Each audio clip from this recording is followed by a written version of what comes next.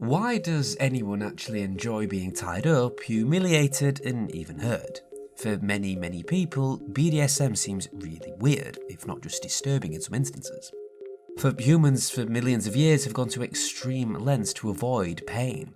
But for millions of people around the world, and this number is increasing, pain and submission aren't just tolerable, they're actually highly pleasurable.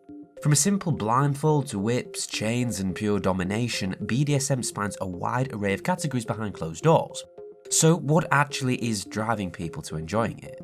What would your initial feeling be yourself? Because you're probably wrong.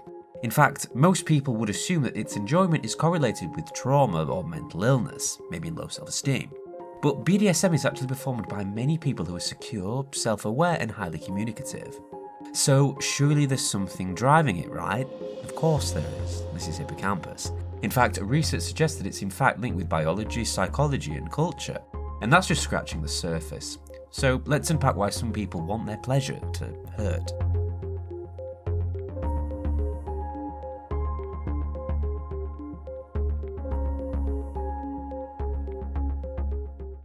Let's start by looking at the complex biological reasons as to why some people enjoy pain in their pleasure. At first glance, they seem like complete opposites, don't they?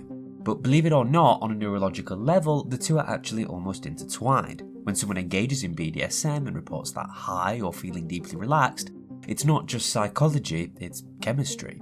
For pain and pleasure share overlapping neural circuits, especially in the brain's limbic system. Both pain and pleasure activate the insular and anterior cingulate cortex and periaqueductal grey, regions involved in emotions, arousal, and bodily awareness. Now, these areas don't just light up if you stub your toe or win a prize, they respond to intensity, regardless of its nature being good or bad. In these contexts, the physical pain of a whip or emotional tension of submission gets processed alongside sexual arousal, sometimes even amplifying it.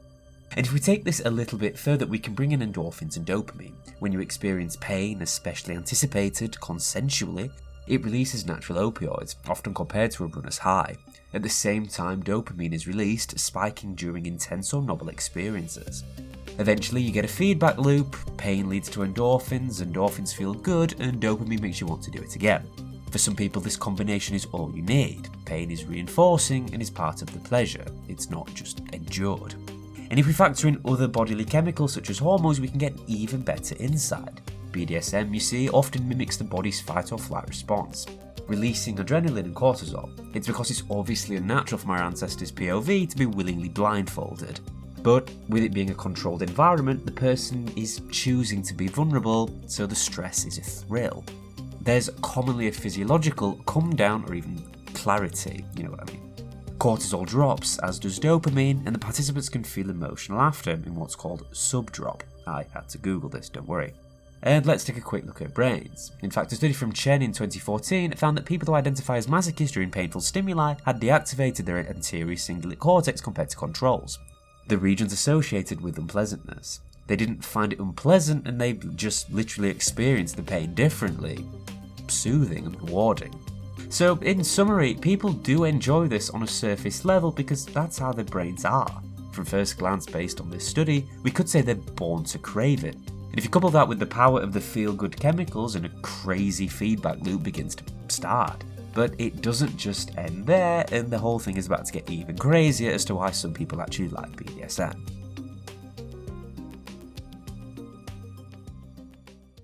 I think it's safe to say that whilst biology builds the house, psychology is kind of what decorates it.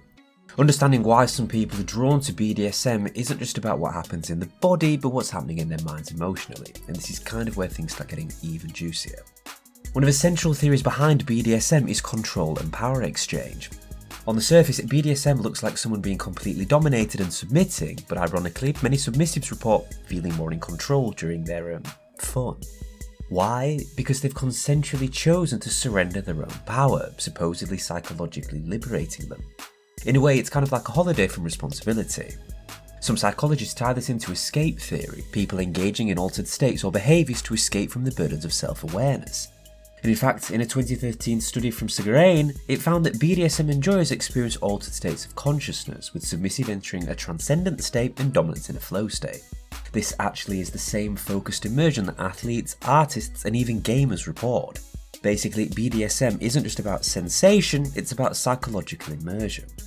And what about those experiences that lots of people associated BDSM with?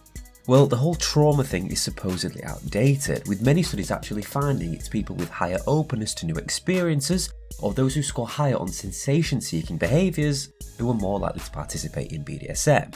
And obviously these are traits, not diagnoses. It's similar to the ones that make someone want to skydive just in the bedroom, and if you want to factor in another layer, we can see a link with attachment styles. Research found that those secure or anxious preoccupied may be more likely to engage in BDSM dynamics, often as a way to regulate closeness and trust. Rules, rituals and aftercare associated with BDSM create emotional safety, and a 2017 paper by Wiz Major found that BDSM enjoyers actually had lower levels of neuroticism and greater well-being than controls. So BDSM people aren't dysfunctional, they're actually doing just fine. All in all, if we couple this with biology, we've got certain predispositions making it more likely to show BDSM behaviours arise, with certain psychological factors like attachment style contributing. Then specific traits we grow up with may make someone kind of dip a toe. But the most important thing is the classical conditioning elements aforementioned. Trying it and then getting that complex feedback loop of reward keeps it pleasurable and desire for future, we will say, sessions. So whilst we have a good framework for how you and I may end up in this cycle, it actually changes depending on where you go globally.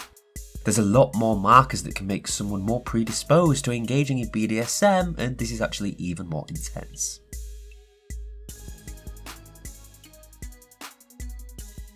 Let's finally take a look at all those cultural differences we've spoken about. So, as said, we've already looked at biology and psychology, but the question as to why someone enjoys BDSM can't be so reductionist. And of course, it is in fact shaped by the world around them.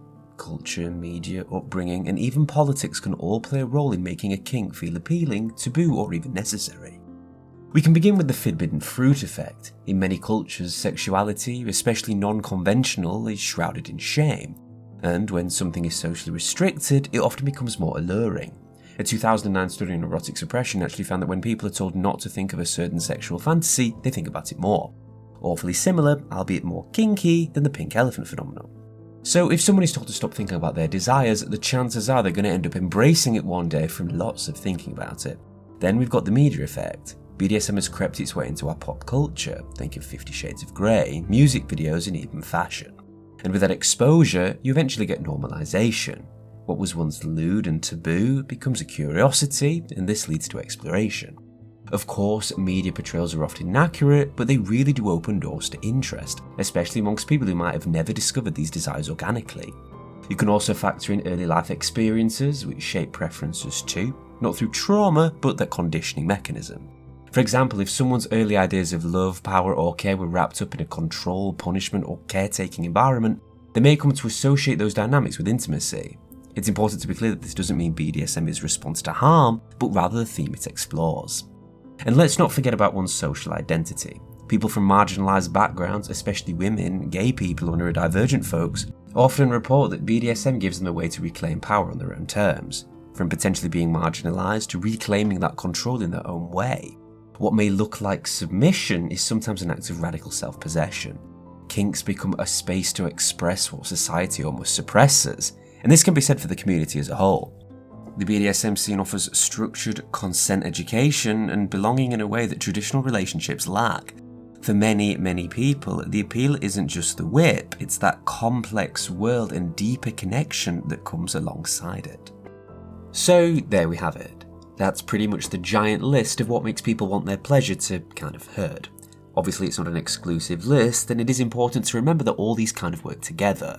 You're not just going to be born one day destined to enjoy BDSM, but certain factors in your brain will be present, alongside these cultural norms, which makes it incredibly more likely.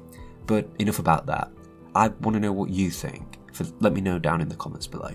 And if you don't, well, your pleasure really will hurt. Thank you so much for watching, I appreciate every single one of you. Be sure to like and subscribe if you enjoyed, it's free and it really helps me out. See you next time.